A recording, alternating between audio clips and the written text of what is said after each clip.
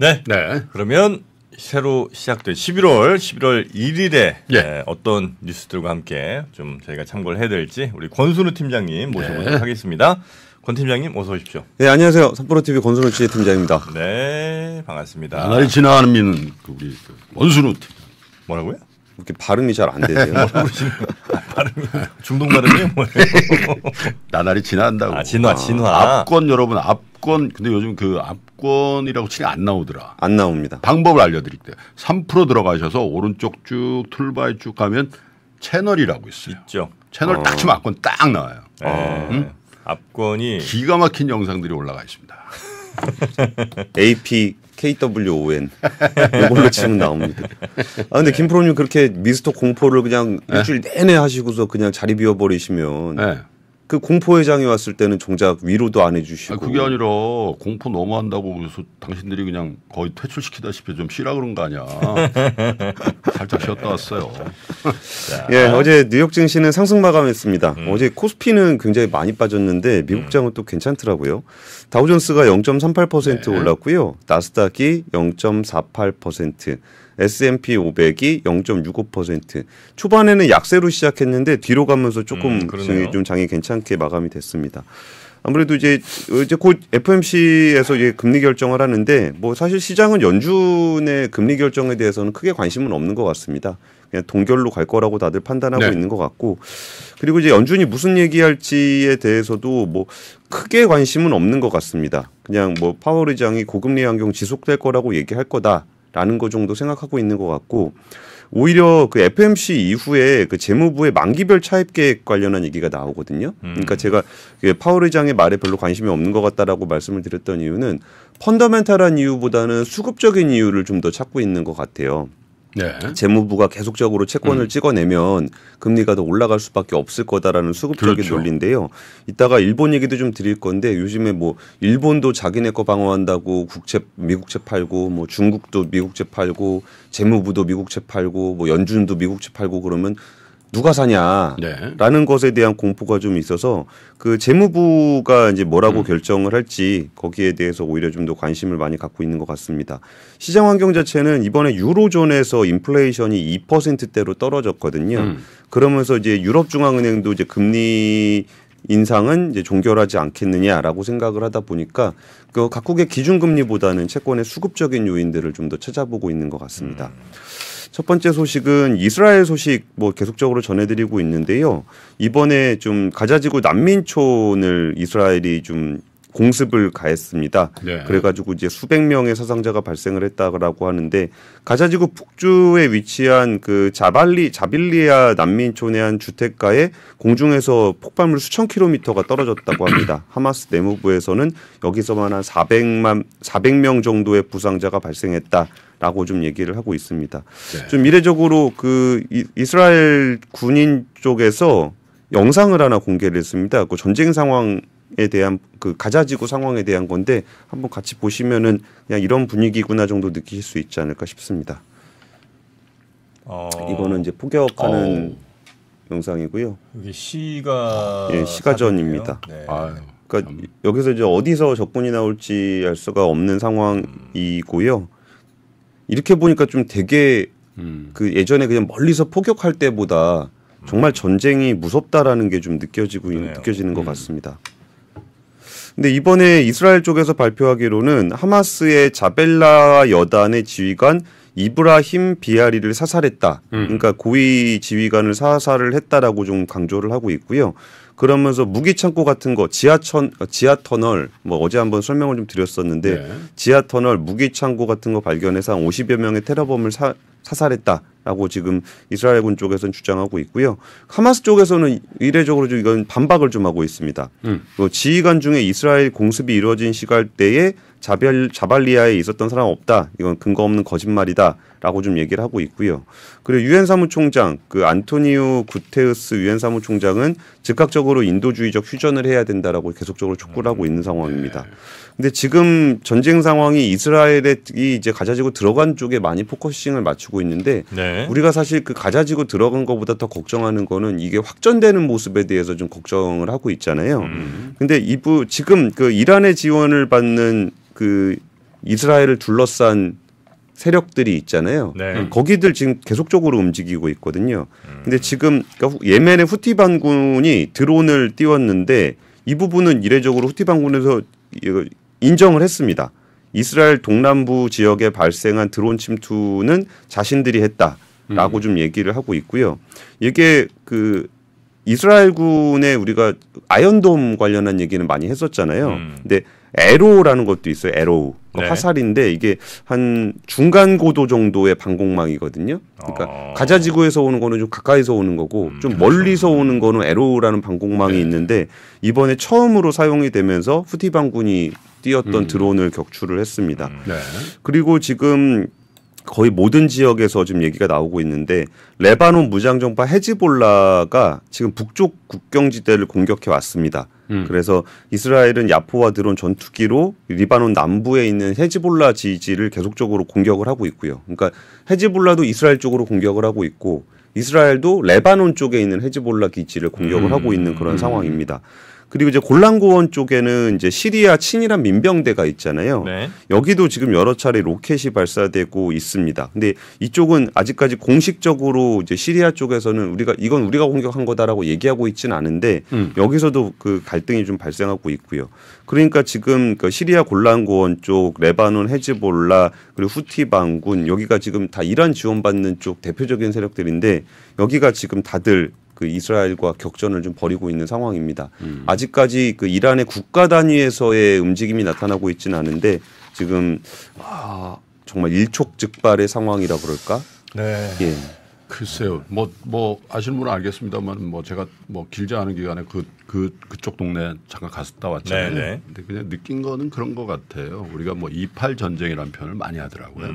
그리고 이 하마스 분쟁이다. 뭐 이렇게 하는데 본질적으로는 이하 전쟁이라고 해야 되지 않겠나. 아랍 대 이란의 네. 그리고 이제 뭐 이스라엘의 참 나라 이해관계가 있어서 뭐 표면적으로 표명하는 나라도 있고 안 하는 나라도 있지만 그 기저에 흐르는 정서가 아랍, 그렇죠. 네. 그래서 이제 저게 뭐 제가 군사 전문가가 아니라서 섣불리 말씀드릴 수는 없겠습니다만은 러시아 우크라이나 전쟁의 양상처럼 1년 반을 가고 2년 반을 가고 2년을 가고 그럴 전쟁의 성격은 아닌 것 같아요. 워낙 그 접점 지역이라는 게 워낙 협소해서요. 그죠? 예, 그러나 전쟁이 저렇게 해서 종식된다고 하더라도 진정한 의미의 전쟁이 종식되는 건 아니다라는 생각. 그래서 잠시 봉합되는 것 정도. 예, 그러면서 이제 뭐 국지적인 테러 이상의 어떤 그런 전쟁의 양상이 지속될 가능성도 있고 또 그렇게 안 되기를 바랍니다만 일부 아랍권의 전쟁에 대한 참여도 늘 가능성을 두고 봐야 되지 않겠나 그런 생각이 드네요. 자, 그러면 두 번째 뉴스도 이어가 보겠습니다. 예, 두 번째 뉴스가 이번 주에 꽤 중요한 이벤트들이 굉장히 많았는데 그중 하나가 일본 중앙은행의 금융정책 결정 회의였습니다. 여기는 뭐 금리라는 게 별로 의미는 없는데 3개월 만에 장기 금리를 1%가 넘어가는 걸 용인하겠다라고 좀 얘기를 했어요. 그러니까 엔화가 계속적으로 약해지는 것을 방어하기 위해서 금리가 어느 정도 올라가는 것들에 대해서 좀 용인을 하겠다라는 건데 근데 별 의미는 없었습니다. 그러니까 일본 은행 입장에서는 사실상 금리를 올리는 효과가 있는 발언을 한 건데 어제 엔달러 환율, 달러엔 환율 이렇게 보시면은 150불 넘어갔습니다. 이게 보통 일본 정부에서 이거 150달러 넘어가면은 엄청나게 사들였거든요. 그래서 미국 국채 엄청 팔고 이거 엄청 사들였는데 이 부분에서는 약간 미국이랑 뭔가 커뮤니케이션이 있지 않았을까 싶기는 해요. 여기서 만약에 일본이 작정하고 미국채 팔아가지고 엔화 방어를 했다면 미국 국채 금리가 좀 더 올라가는 효과가 있었을 것 같거든요. 네. 근데 엔화가 생각보다 이제 일본이 좀 강한 정책을 안 쓰다 보니까 엔화가 150달러가 이렇게 뚫려 있는 상황이고요. 그리고 이번에 발표한 내용이 뭐냐면은 그 0.5%에서 1%로 올리고 나서 그전에는 1% 올라간 거는 그러니까 금리가 1%가 올라간다라는 거는 이제 국채를 이제 파는 사람이 막 생긴다는 거잖아요. 일본 국채를. 그러면 그거를 일본 중앙은행이 다 사버렸습니다. 네. 그러니까 1% 넘어가는 물량이 나오면 그냥 일본 중앙에 다 사들여가지고 그렇게 금리를 조정하기도 하고 하는 거죠. 그렇죠. 네. 1% 넘는 건 용납을 안 하겠다라는 거였는데 이번에는 그 1% 올라가더라도 어느 정도 허용은 하겠다. 조금 더 유연하게 대응하겠다라고 얘기한 건데 이걸 두고서 이게 유연하게 대응하겠다는 거냐 아니면 돈이 없다는 거냐 그래서 다 사들이려면 돈이 너무 많이 들어가니까. 네. 그렇죠. 그래서 이런 얘기들이 좀 나오게 되면서 그렇게 효과가 있는 정책은 아니었다라는 분위기가 좀 형성이 되고 있어요. 그러니까 이전에 그 0.5%에서 1%로 바꾼 다음에 그냥 맨날 0.95, 0.95 뭐 이렇게 계속 그 1% 언저리에 붙어 있었고 넘어가면 일본은행이 그냥 다 사들여 버렸었거든요. 근데 그런 부분들이 좀 안 되다 보니까 지금 약간은 어제 일본 중앙은행의 조치는 조금 더 시장이 계속적으로 시험을 해볼 것 같아요. 진짜 중앙은행이 이거를 유연하게 잘 대처를 하는지 아니면 또 이게 한번 충격이 올지를 계속 보려 그러는 것 같고요. 근데 제가 어제 일본 중앙은행 발표 나오는 걸 이렇게 보다가 좀 특이했던 게 이게 소비자 물가 상승률이 엄청 높아요. 그러니까 원래 일본에 그러니까 7월에 2.5% 전망했거든요. 올해 소비자 물가를 7월에 전망치가 2.5%였는데 2.8%로 올렸습니다. 그러니까 물가 상승률이 0.3%포인트 올리는 건 엄청 높은 거잖아요. 네. 그러니까 다른 나라들은 지금 인플레이션이 좀 잡히고 있고 잡으려 그러는 분위기인데 오히려 지금 막 전망치가 계속 올라가고 있어요. 그러니까 내년도 소비자 물가 상승률은 더 드라마틱한데 7월에 전망했을 때 1.9% 오를 거라 그랬거든요, 내년에. 근데 이번에 2.8%로 상향 조정했습니다. 1.9에서 2.8. 네. 그러니까 내년에도 물가가 엄청나게 높을 거라는 얘기죠. 그러니까 일본 기준으로 보면은. 그래서 이 부분을 어떻게 하려고 그러는지 모르겠어요. 이게 물가가 이렇게 높게 간다라는 거는 환율도 약해지고 금리를 올려야 되는 불안감이 굉장히 커질 텐데 워낙 정부 부채가 많은 일본 입장에서 금리 올리는 것도 굉장히 부담스러울 거고 근데 환율은 지금 엔화가 지금 150달러를 넘어섰기 때문에 지금 뭐 조금 불안한 상황입니다. 근데 일본 국채 금리가 올라가면은 일본 내수는 어떻게 되나요? 더 진작되는 거 아니에요? 왜냐하면 일본 국채 갖고 있는 건 100% 일본 사람들이거든. 네? 아 그렇긴 하죠. 네. 근데 그 신규 국채가 높아지는 거지 가지고 계신 분들 채권 가격은 떨어지는 거잖아요. 아니 계속 좋은 걸로 계속 그 이자 상품으로 살 수가 있는 거죠. 네. 가지고 있는 사람들은 어차피 만기상환 받는 거니까 그걸 네. 뭐 트레이딩하는 건 아니니까. 예. 그래서 그 일본의 자산가들의 그 수익은 늘어날 거다 그런 생각도 들고요. 네. 금리가 높아지면 뭐 돈 있는 사람 좋잖아요. 그렇죠. 네. 예. 돈 있는 사람은 좋죠. 채권 들고 있는 돈 있는 사람은 언제든 정프로님은 좋아요. 금리 올라가도 좋고 내려가도 좋아. 미국채 들고 있는 정프로님은 안 좋고요. 뭐? 미국채 샀어요? 미국 샀잖아요. 언제? 나 없을 때? 한 3, 4일 됐죠 아마? 예. 아 자리를 못 비워. 왜 잘 샀잖아요. 아니? 가야지. 예, 미국채랑 저기 ETF로 샀구나. ETF 샀죠. 아, 잘했다. 또 뭐 있었죠, 저? 그 왜 30년 뭐 또 있었는데 아리랑인가? 왜 이렇게 아리랑? 30년물. 30년 무슨 액티브 뭐 이런 거 하나 샀어요. 아니, 돈이 그냥 화수분이야. 계속 돈이 나와.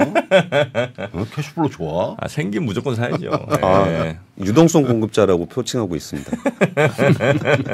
그래서 미국채 사줄 사람이 없다 그래가지고 정프로님이 힘을 보태기도 하셨습니다. 사버렸죠. 남 생각하지 마. 자기 잘 챙깁시다 이제. 예. 아이, 그 두 정도. 달밖에 안 아니 근데 남았네. 지금 채권하기 좋은 때 아닙니까? 보십시다. 아닌가 보다. 예, 어제 삼성전자 실적 발표됐는데요. 사실 네. 삼성전자 실적은 별로 관심들이 없으실 거고 그 HBM이랑 D램 전망 어떻게 나올지가 좀 관심이 좀 모였을 것 같습니다. 저는 삼성전자 컨퍼런스 콜은 굉장히 재밌게 들어요. 이게 네. 어떤 분석가들, 그러니까 다양한 분석들이 나오는 것과 실제 기업들은 어떻게 보고 있는지를 비교해 보는 재미가 좀 있습니다. 삼성전자 실적은 이제 3분기 영업이익 2조 4천억 나왔습니다. 그리고 전년 동기 대비해서는 영업이익이 77.57% 줄었는데 전기 대비로는 거의 한 2배 넘게 올랐습니다. 그러니까 지금 같이 보시면은 이 DX 부분이 3.83. 우리가 반도체만 보면 되니까 DS 반도체를 보면은 2분기에 4조 3천억 손실을 봤다가 3분기에 3조 7천억 손실. 그러니까 6천억 정도의 손실이 좀 줄어들어 있는 네. 상황입니다. 근데 여기서 좀 어제 컨퍼런스 콜에서 굉장히 흥미로웠던 얘기는 그 김재준 삼성전자 메모리 사업부 부사장이 했던 얘기인데 그 내년도 HBM 공급 역량을 한 2.5배 업계 최고 수준으로 확대할 계획이다. 예. 여기서 HBM 업계라 함은 그 두 군데를 얘기하죠. 그 삼성전자와 하이닉스. 예, 근데 2.5배로 물량을 확대해서 업계 최고 수준으로 높이겠다. 근데 사실 지금은 삼성전자의 HBM에 대한 신뢰가 그렇게 높지는 않거든요, 시장에서. 근데 SK하이닉스가 훨씬 더 앞서가고 있는데 그거를 내년도 공급 용량 최대로 올릴 거라고 하고 여기 또 하나 인상적이었던 게 자기들이 올려도 그러니까 우리가 삼성전자 HBM을 바라볼 때 좀 걱정했던 부분이 엔비디아 퀄리티 테스트 탈락했다라는 소식 때문에 굉장히 우려를 많이 했었어요. 지금 사실 HBM을 흡수할 수 있는 공급처는 엔비디아가 거의 절대적인데 과연 들어갈 수 있을까라는 얘기가 있었는데 공급 물량 2.5배로 확대하는데 해당 물량에 대해 주요 고객사들과 이미 공급 협의를 완료했다라고 좀 얘기를 하고 있고요. 그 메모리 반도체 관련해서는 생산량 하향 조정이 지속되면서 재고 수준이 지난 5월 이후 계속적으로 감소하고 있다. 그리고 4분기에는 더 빠른 속도로 감소할 것이다라고 좀 얘기를 했습니다. 요즘에 우리나라 경제가 그렇게 좋지 않은 상황인데 그 뭐 분위기가. 네. 예. 근데 어제 통계청이 산업활동 동향을 발표를 했어요. 9월 산업활동 동향인데 별로 안 믿어지는 모양새가 나왔습니다. 표 한번 같이 보시면은 네. 그 생산도 오름세고요. 네. 소비도 오름세고 투자도 오름세입니다. 9월 달에. 아, 뭐 5개월 만인가 4개월 만에 이렇게 됐다면서요? 예, 4개월 만에 트리플, 세 군데가 다 증가를 하는 모양새가 됐는데 그 반도체가 아무래도 좀 많이 올라가다 보니까 수출이 많이 늘었던데. 예, 고객 생산에 영향을 좀 미쳤고요. 서비스업은 도소매업이 좀 좋았고 투자는 부동산 쪽에 토목이 좀 많이 좋았습니다. 그리고 이게 반도체가 좋아지다 보니까 기계장비 쪽도 좀 괜찮았고요. 근데 이런 뭐 것들이 뭐 그렇게까지 되게 따뜻할 정도는 아닌데 워낙 차가운 데 있다가 조금 온기가 올라오고 있는 분위기인데 이게 우리가 좀 체감까지 되진 않는 것 같습니다. 근데 우리가 이제 곧 체감할 수 있는 거는 오히려 이거 소주값 오릅니다. 소주값 6.95% 오르고 정부는 전혀 관심 없어 저거. 소주값이요? 네. 뭐 먹질 않으니까. 그러니까. 얼마인데요 지금? 1,166원에서 6.95% 81원이 오르면 1,247원이 되고 네. 유통 마진이 한 20에서 30% 정도 붙을 거 아니에요. 그럼 1,600원이 되는데 지금 서울 시내 식당에서 소주가 5,000원에서 6,000원 정도 하거든요. 1,620원 정도가 그러면 편의점에서 우리가 사는 가격이에요? 대충? 아, 식당에서 받아오는 가격. 아, 식당에서 받아오는 가격? 예. 그럼 지금 그냥 5, 6천 원 하는데 아니라 7천 원 정도 되지 않겠느냐라는 네. 얘기가 좀 나오고 있습니다. 81원 오르는데 또 1,000원, 2,000원 오른다고요? 예, 그것도 250원씩 오르고 그러진 않죠. 식당에서. 소주 한 병 얼마예요? 그럼 6,250원입니다. 이렇게 얘기가 나지. 저도 그 식당에 좀 취재를 좀 해봤는데 네. 물어보니까 그 얘기 하더라고요. 이렇게 음식이 원재료 가격만 있는 게 아니지 않냐. 그럼 거기에 그렇죠, 뭐 그렇죠. 인건비, 뭐 전기료 이런 거 전기료 올라갔다고 해서 음식값 올리고 그러지 않잖아요. 그러니까 식재료 같은 거 올라갈 때 이거를 전반적인 인건비, 유가 이거 다 반영해서 한 방에 올린다라는 반영한다. 얘기인데, 근데 저는 개인적으로는 좀 안 올렸으면 좋겠습니다. 공깃밥도 2,000원이래요. 근데 저게 소주값이 이미 저거보다 훨씬 많이 올라 있어요. 왜냐하면 프리미엄 소주라는 것들이 엄청 나와가지고 아, 일품질로 이런 거. 하연이 일품질로니 하물며 막걸리도 프리미엄 막걸리 나와가지고 그죠? 막걸리도 비싸요, 맞아요. 네. 아우 한 병에 막 2, 3만 원짜리도 있어요. 해창 막걸리 뭐 이런 거는 그리고 이거는 그만 먹어 이제 술. 일종의 우유 먹읍시다 우유. 우유 남아돈다는데. 우유도 요새 많이 많이 올랐어요. 우유 많이 올랐어요. 그랬어요? 네. 우유 가격 많이 올랐어요 지금. 나 한 10년 동안 우유를 한 잔도 안 네. 먹어봐가지고. 먹을 게 없. 뭐 콜라? 콜라도 좀 올랐죠. 네, 전반적으로 다 올랐습니다. 그 주의보 하나. 음. 그 정부가 방송통신위원회가 카카오, 메타 등 국내 주요 플랫폼의 유력 인사 명의 도용 관련한 자율 규제를 강화해달라는 내용의 공문을 보냈습니다. 이거 우리가 이 명의 도용 관련해서 그렇게 목놓아 외칠 벌써 때 2년째 우리가 지금 그 얘기를 했는데. 이번에 그러면은 방송통신위원회가 여기에 움직였던 가장 큰 계기로는 제가 보기에는 건드리면 안 되는 사람을 사칭자들이 건드렸습니다. 누구를? 김프로님을 건드렸지 않습니까? 내가 건드린 지 벌써 2, 3년 됐는데 뭐 아니, 지금 보니까 와가지고 뭐 전 대통령이랑 한번 같이 보시죠. 손석희 사장 뭐 또 누구더라? 주진영. 유한타증권 이름으로 윤석열 대통령과 문재인 대통령의 도용이 있다 보니까 방송통신위원회가 이랬는데 좀 이런 꼭 이렇게 힘센 분들 이 사칭이 돼야 방송통신위원회가 움직인다는 것도 좀 아쉽고요. 아니 저게 촉발이 된 게 주진영 사장 때문에 촉발이 된 거예요. 주진영 사장이 좀 주진영 사장이 한 달 전인가 네. 그 양반 딱 한 번 됐거든. 그때 확 해버린 거야. 우리 같은 사람들은 그러니까 참 성격 묻어난 거야. 그러니까 출창하고 뭐 해도 그래요. 근데 어떡하죠. 신고해도 안 해주는 걸 딱 한 번 나오니까 그냥 야 성격 있는 거야. 그래서 이제 저거 좀 잡아낸다 이거죠? 그러니까 이제서야 방송통신위원회가 자율공문을 보냈다라는 말씀을 야, 전해드렸습니다. 이거 피해자들이 일부러 사칭한 거 아니야? 이제 조치 좀 해달라고. 하라고? 이렇게 해야겠다. 예. 자 이런 거는 좀 시장을 아유, 우리가 좀 그러니까요. 깨끗하게 하는데 좀 꼭 필요한 일인 것 같습니다. 그러니까요. 장 시작 전부터 종료까지 쏟아지는 수많은 뉴스와 정보들. 이 중에서 어떤 것이 투자에 정말 도움이 되는 정보일까요?